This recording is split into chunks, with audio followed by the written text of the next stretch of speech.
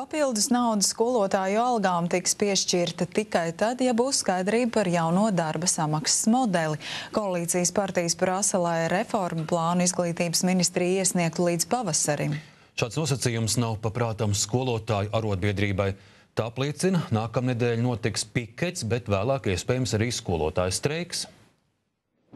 Tuvojoties nākamā gada budžeta apstiprināšanai, valdībā pedagogi ceļ trauksmi. Iepriekš politiķi solīja ik gadu skolotāju algas palielināt, tomēr šie solījumi budžetā nav atspoguļoti. Arī jaunās valdības deklarācijā konkrēta punkta par skolotāju algu celšanu nav.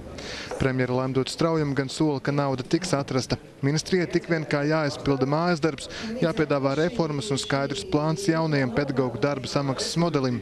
Ministrijai piedāvājums jāstrādā līdz nākamajam pavasarim. Nauda varētu tikt atrasta no līdzekļiem neparedzētiem gadījumiem, bet šajā brīdī viņa nav iezīmēta kā speciāla pozīcija. Viņai būtu jābūt iezīmētai, jūsuprāt? Tas neapšaubām dot lielāku drošības sajūtu gan man kā nozares ministrei, gan noteikti arī nozares darbiniekiem. Tieši skolotāju arotbiedrībai premjeras solījumi šķiet nepieņemamākie. Tagad var izveidoties situācija, ka rudenī pedagogi paliek bez šā.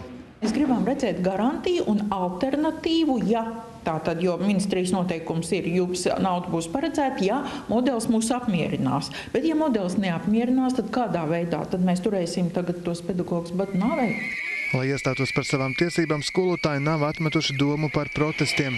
11. decembrī mēs piketējam pie Saimas, mēs ķerām deputātus aiz pogas, ejot uz pirmo lasījumu, izsakām savas prasības, līdz tam mēs vēl tiekamies frakcijās, izstāstam šo te situāciju diezgan dīvaino, un tad skatāmies, kādas sarunas notiek, kā iet lasījumi. Nekas nenotiek, nākošais solis, nekas nenotiek, nākošais solis.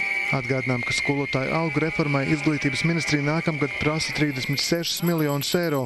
No tiem valdība šobrīd piešķīrusi vien 3, vienlaikus solot, ka līdz septembrim varētu tikt atrast vēl 7 miljoni. Jānis Zariņš, Virs Binters, TV3 ziņas.